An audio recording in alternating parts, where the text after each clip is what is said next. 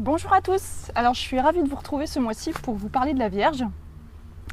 Donc, puisque le soleil va rentrer en Vierge le 23 août, et ben aujourd'hui on parle de la Vierge. Donc c'est le 6e signe du zodiaque. Et alors c'est un signe de terre et c'est un signe mutable. Donc le mois passé je vous avais parlé des signes fixes.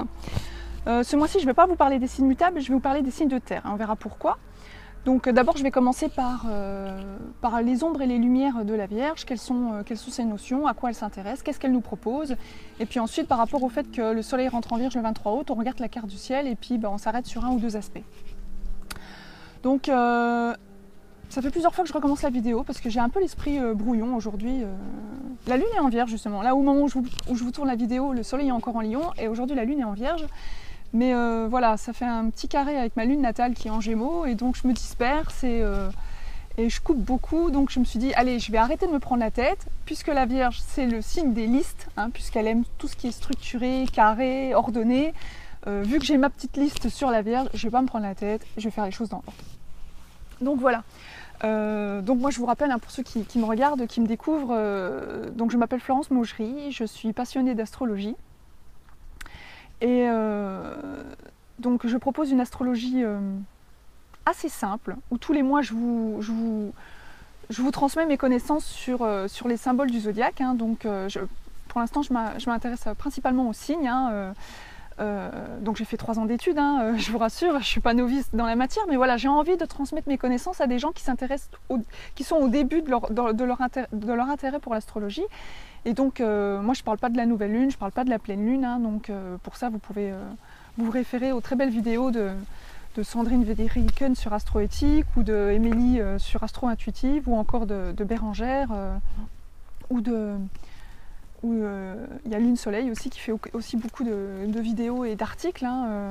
Donc moi ce que je propose c'est revenir un peu à la simplicité des symboles du zodiaque, puisque voilà, quand on s'intéresse à l'astrologie et qu'on rentre dans les détails, qu'on rentre en détail dans l'astrologie, on a tendance à commencer à jargonner et à s'éparpiller. Et puis moi mon but c'est quand même essayer de faire découvrir à un maximum de monde avec un esprit assez clair à quoi peut nous servir l'astrologie, quoi, et quels sont les symboles du zodiaque, enfin, qu'est-ce que représente chaque signe, quoi, hein. Et donc voilà, il faut savoir que dans un thème natal on n'est pas qu'un signe, hein, puisque y avait plusieurs planètes à différents endroits, donc on a des sous-personnalités. Donc c'est intéressant de s'intéresser à tous les signes, et puis en fonction des énergies qui traversent le ciel au fur et à mesure que la vie avance, on essaye de s'adapter à ce que l'énergie nous propose. Donc là, en l'occurrence, puisque le soleil va rentrer en Vierge, pendant 30 jours le soleil va traverser la Vierge, on va parler de la Vierge. Et vous avez tous la Vierge dans votre thème astral, si vous n'avez pas de planète, vous y avez au moins une maison. Donc après, si vous voulez en savoir plus, hein, vous me contactez en message privé et je peux vous répondre à quelques questions si ça vous intéresse à ce sujet. Donc je vais commencer par quelques lumières de la Vierge. Qu'est-ce qu'il y a de plus beau dans la Vierge? Alors, la Vierge, c'est pour moi le mot le plus beau de la Vierge, c'est la simplicité. C'est un signe simple et efficace qui a le sens de l'économie, parce que c'est un signe de terre, hein, on en parlera après. C'est un signe discret, discipliné, qui aime rendre service, hein, qui a besoin de se sentir utile, donc qui va toujours essayer de faire les choses de façon pratique et pragmatique. Pardon. C'est un signe organisé et c'est un signe qui s'intéresse aux petites choses. Il a vraiment la notion du détail, il a le sens du détail, hein, vraiment. Il a de la méthode, il a de la logique, c'est un signe très analyste. Il a le sens de la sécurité, hein, c'est le signe de la santé, hein, de la santé du corps. Donc il faut savoir qu'en astrologie, il y a les 12 signes, mais il y a aussi 6 axes. Et donc on verra plus loin, donc je crois que la pleine lune pendant la Vierge, ce sera le 26 août, quand la lune sera en Poisson. Donc le fait que le soleil soit en Vierge et que la lune soit en Poisson, on sera en pleine lune. Et donc on sera sur l'axe de la santé. Et donc avec la Vierge, on s'intéresse à la santé du corps, vraiment le corps physique.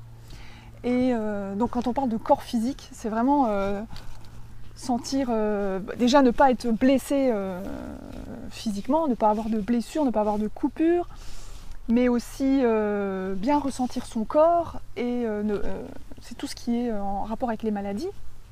Alors qu'avec le poisson, on est plus sur une santé psychique, c'est-à-dire au niveau du mental, où on est dans une certaine psychologie. Et voilà. Donc c'est le signe qui a le sens des priorités, qui sait dans quel ordre il faut faire les choses pour que ce soit le plus efficace possible. Donc en cela, elle sait que la Vierge était une exécutante qui sait faire les choses. C'est le signe des processus. Moi, je travaille en entreprise, et donc pour avoir Saturne en Vierge, c'est vrai que je m'intéresse beaucoup aux processus. Et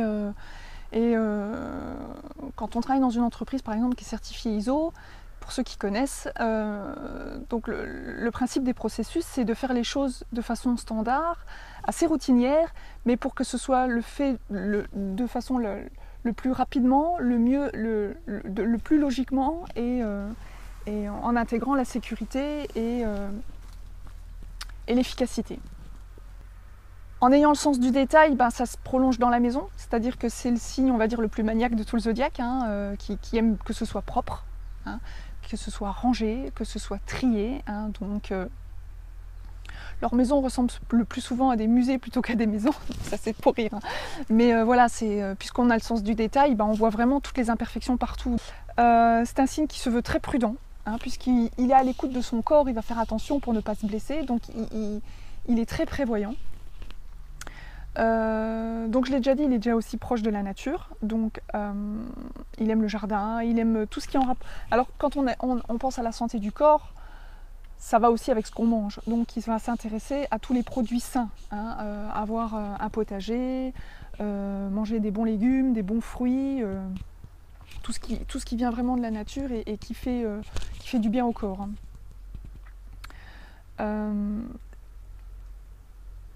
Au niveau psychologie, ce que j'aime beaucoup chez la Vierge, c'est sa capacité à vivre dans le présent. Puisque de toute façon, pour être à l'écoute du corps, il faut être dans le présent. Il ne faut pas avoir la tête dans la lune, comme le poisson pourrait l'avoir, son signe opposé. Et donc, c'est un signe très mental, assez anxieux quand même, mais qui a quand même cette faculté de pouvoir revenir dans le présent. Et je pense que c'est la meilleure des solutions quand on a des soucis, ou quand on se trouve angoissé, ou dans un état psychologique assez désagréable, c'est essayer de revenir au moment présent et de se dire, la première chose, c'est de respirer et de se dire, waouh, là tout de suite maintenant, où je suis, et qu'est-ce que je fais, quoi. C'est d'être dans l'instant présent. Et je vous conseillerais un livre qui est assez, je ne vais pas dire difficile à comprendre, mais c'est écrit quand même d'une façon un petit peu spéciale, mais moi que j'ai beaucoup aimé il y a quelques années, et que beaucoup de gens connaissent, c'est le pouvoir du moment présent de Eckhart Tolle, qui explique tout le processus de l'instant présent. Et je pense qu'une fois qu'on a capté vraiment l'essence de l'instant présent, de vivre dans le présent, et pas dans le passé ni dans le futur, et on construit beaucoup plus de choses, et je pense qu'on se sent beaucoup mieux dans son corps et a posteriori dans sa tête. Donc voilà, donc c'est le signe des guérisseurs, c'est le signe qui répare, qui entretient. Donc c'est un signe qui est beaucoup porté sur tout ce qui est médical, mais aussi dans le sens où on répare, c'est aussi, on répare pas que le corps, on répare aussi les choses.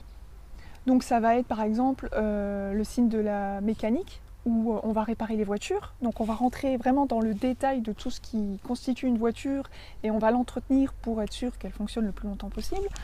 On va entretenir la maison, donc par exemple ça va être le signe des peintres. Quand je dis des peintres en bâtiment par exemple, où ils ont le sens du détail, ils vont faire ça proprement, de façon carrée, ça ne va pas déborder, et on entretient les murs, donc eux ils prennent bien le temps de nettoyer avant de repeindre par exemple. C'est aussi le signe des horlogers, puisqu'on est dans la minutie, donc au niveau du temps et des secondes, on va vraiment dans le détail du temps. Mais tout ça de façon vraiment avec des méthodes les plus douces possibles. Donc c'est un signe qui prend soin d'eux. Donc il va prendre soin des gens et il va prendre soin des animaux, il va prendre soin des plantes, il va prendre soin des choses. Donc vous voyez, il y a vraiment cette notion dans la Vierge que je trouve magnifique, c'est vraiment l'attention qu'il porte aux êtres et à tout ce que la nature, tout ce qui nous environne. Donc c'est un signe très travailleur, hein, qui travaille tellement d'ailleurs et qui veut tellement cette notion de perfection qu'il peut s'y perdre. Et donc du coup, il peut en devenir un peu maniaque. Hein. Moi j'ai Saturne en Vierge, hein, donc Saturne c'est un peu la planète aussi du travail, c'est la planète du Capricorne, mais c'est la planète de la concentration. Et donc le fait d'avoir Saturne en Vierge, le sens de la perfection, c'est quelque chose que j'ai dû me détacher récemment. Certains de mes collègues comprendront, et d'ailleurs je les embrasse s'ils me regardent, parce que j'ai l'intention de bientôt les retrouver. Je vais voir un petit peu comment je vais organiser tout ça, mais voilà, tout doucement je retrouve ma forme et j'ai besoin d'aller au contact, de retrouver le contact avec les gens et d'où la reprise de mes activités astrologiques pour commencer. Mais voilà, j'ai été en arrêt maladie, comme je l'ai expliqué le mois dernier, parce que voilà, j'ai voulu en faire de trop et ça m'est retombé dessus. Mais voilà, je suis en train de me nettoyer et puis je trouve que c'est un beau moment pour parler de la Vierge. Ça va être la rentrée scolaire aussi, hein, donc on va faire le plein. On va regarder un petit peu dans les sacs d'école qu'est-ce qui est acheté et qu'est-ce qui est à racheter. Et vous voyez, on recommence à zéro. Et moi, j'aime beaucoup cette période. Bon, il y en a qui vont peut-être pas aimer, mais voilà, moi, j'aime beaucoup. Alors voilà, donc ça, c'était pour parler de la Vierge. Alors, qu'est-ce qui va se passer dans la carte du ciel au moment où le soleil va rentrer en Vierge? Alors, je vais vous la montrer, cette carte. Ce mois-ci, je vous la montre. Et vous allez comprendre qu'est-ce qui m'a attirée. Donc ici, vous avez cette carte. Et donc, vous voyez ce joli triangle de terre. Et c'est pour ça qu'on va parler de la Terre, puisqu'on a le soleil qui rentre en Vierge. Donc, il rentre en Vierge le 23, donc aux alentours du 25-26, il va être à 2 degrés de la Vierge. Il va faire un joli trigone à Uranus qui est à 2 degrés du Taureau, un autre signe de terre. Et ensuite, il va faire un autre trigone à Saturne qui est rétro, qui revient sur le 2e degré du Capricorne. Et donc la boucle est bouclée. Donc c'est ce qu'on appelle un grand trigone. Un trigone, 2 trigones, 3 trigones, un grand triangle. On appelle ça un grand trigone. Voilà pour le petit cours sur le trigone de Terre. Donc voilà pourquoi on s'intéresse à la Terre. Donc on va parler des 3 signes de Terre, on parlera des énergies des 3 planètes, et puis on fera une petite interprétation autour de ça. Donc le premier signe de Terre, on en a parlé déjà au printemps, c'est le Taureau. Et on en a même parlé le mois dernier parce que c'était un signe fixe. Donc comme je vous avais fait un petit cours sur les signes fixes, on en avait parlé à ce moment-là. Et donc là, il revient dans le cours de signes sur les éléments Terre. C'est la Terre printanière, hein, ou donc une terre réceptive, hein, qui est prête à recevoir les graines pour pouvoir germer et nous offrir l'abondance de la nature. Ensuite, on a à la fin de l'été, quand cette fameuse terre a bien travaillé, on a la terre moissonnée de la Vierge qui a donné tout ce qu'elle avait à donner, hein, donc elle a bien travaillé la terre, et donc elle commence à être un peu appauvrie, et voilà, donc on va commencer à récolter et à renettoyer cette terre pour pouvoir, pour qu'elle se repose pendant l'hiver, et on aura le 3e signe de terre fin décembre, début janvier, avec l'arrivée du Capricorne. Donc c'est une période très froide, très gelée, hein, donc la terre sera gelée, où elle nous imposera la patience pour le printemps qui suivra. Donc qu'est-ce que les signes de terre ont en commun? Donc terre, on a les pieds sur terre, ce sont des signes réalistes, concrets, qui vivent avec les faits, hein, qui ne vivent pas avec le blabla des signes d'air, ni avec les débordements d'émotions des signes d'eau, ni avec l'enthousiasme débordant des signes de feu. La Terre, elle est là pour matérialiser la vie sur la Terre. Donc en cela, ce sont des signes très patients, très persévérants, travailleurs, D'ailleurs, dans le mot travail, on voit souvent le taureau, donc c'est vraiment l'agriculteur, le laboureur, qui n'achève pas sa tâche tant qu'elle n'est pas terminée. On a la Vierge qui, voilà, c'est la petite fourmi qui récolte tous ses légumes pour les conserver en hiver.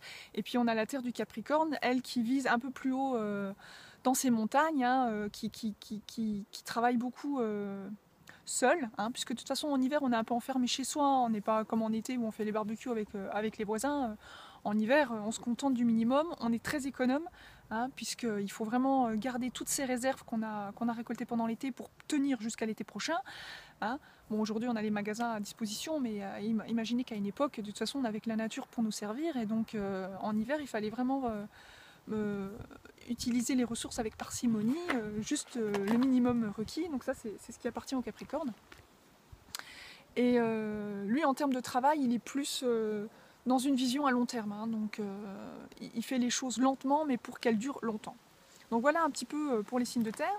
Donc l'ami de la terre, c'est l'eau, puisque ce sont des signes assez froids quand même, qui sont toujours dans le faire et dans la réalité. Et je pense que l'eau, c'est bien pour eux, ça les nourrit, comme on dit, l'eau nourrit la terre. Et ça leur apporte un petit peu de sentimentalisme, on va dire, puisque le taureau, lui, il est un peu plus affectueux, mais on va dire que la Vierge et le Capricorne sont des signes un peu plus froids au niveau sentiment et sensibilité. Ils inhibent déjà leurs émotions, et donc ils ont besoin d'eau un petit peu pour leur rappeler, ouais, mais on est encore des êtres humains, on a un cœur qui bat, et on peut avoir de la compassion, on peut avoir de la sensibilité. Donc voilà, en cela, ils s'entendent assez bien. Si vous avez trop de terre dans votre thème astral, parce que ça se calcule aussi, on peut être face à vous pourriez être considérés comme des gens assez routiniers, qui limite ennuyeux, qui n'aiment pas essayer la nouveauté, ou qui n'aiment pas trop s'enliser dans certains débats, ou voilà, à force d'être trop réaliste et trop matérialiste, vous pouvez en devenir ennuyeux. Et si par contre vous manquez de terre dans votre thème astral, que vous êtes plus feu, air ou eau, et que vous n'avez pas beaucoup de terre, on va constater que vous manquez de stabilité, parce que c'est ce qui appartient aussi à la terre, c'est la stabilité, puisque de toute façon ce sont des signes qui sont dans le concret et qui font les choses pour pouvoir justement s'incarner sur terre. À un moment donné, il faut de la stabilité, il faut de l'organisation, et il faut de la concentration surtout, donc poser des gestes. Donc, et puis vous pouvez certainement manquer de réalisme si vous manquez de terre dans votre thème astral. Donc un terme aussi qui est très important pour rallier les signes de terre, c'est le sens de la sécurité. Les signes de terre ont besoin de sécurité. Sécurité matérielle, financière, mais aussi et même sentimentale. Ils ont besoin de se sentir en sécurité, pour pouvoir être encore là demain, quoi. Donc voilà pour la terre. Donc on pourrait parler d'autres aspects. Moi j'ai remarqué que donc on aura une pleine lune. Petit pissenlit qui vole. On aura une pleine lune en Poisson. Tout de suite un peu après que le soleil soit rentré en Vierge d'ailleurs. Parce que le soleil rentre en Vierge le 23 et je pense que la pleine lune ça doit être le 26 si mes souvenirs sont bons. Donc on aura une pleine lune en Poisson, on sera sur l'axe de la santé. Le fait qu'on ait Neptune en Poisson aussi, donc à un moment donné on va avoir une opposition Soleil-Neptune. Mais ça, limite, je laisse les autres astrologues en parler. Moi, je vais m'arrêter là, puisque voilà, je vous ai parlé de la Vierge, c'était le but principal de la vidéo, et puis je vous ai fait un petit cours sur les signes de terre. Je vous retrouve le mois prochain pour parler de la Balance. Alors moi, je suis du signe de la Balance, justement, donc ce sera intéressant d'en parler aussi. Et puis, donc, je ne sais pas encore si je vais faire un live, comme j'avais fait au début des signes... que j'avais fait en mars, en avril et en mai. J'avais proposé un horoscope pour justement, parce que je vous disais que j'étais balance, moi j'aime beaucoup l'harmonie entre les choses et les gens, et donc je m'amuse toujours à essayer de trouver un point commun entre chaque signe. Donc au début de la route du zodiaque, j'avais proposé un live sur Facebook pour vous parler des affinités de la Vierge avec votre signe, et puis de faire un petit horoscope par rapport à ce qui se passe dans le ciel. Donc je ne l'ai pas fait pour le Cancer, je ne l'ai pas fait pour le Lion, mais voilà, je ne promets pas, je vais voir si j'ai la force physique pour le faire ce mois-ci. Et puis voilà, j'ai recommencé mes petites publications sur Instagram où je m'amuse à faire des citations, où j'essaye de trouver des mots-clés, encore une fois, entre la place du soleil dans un signe et la place de la lune dans un autre signe, et puis de trouver une citation qui réunisse des mots communs entre les deux signes. Je trouve ça sympa, puisque j'aime... Astrophilosophe vient de astrologie, philosophie, et puis bon, le petit F à la fin pour Florence, donc on dit bien astrophilosophe. Et voilà, j'aime beaucoup les citations, et je trouve que voilà, moi je me nourris beaucoup de ça, c'est assez sympathique.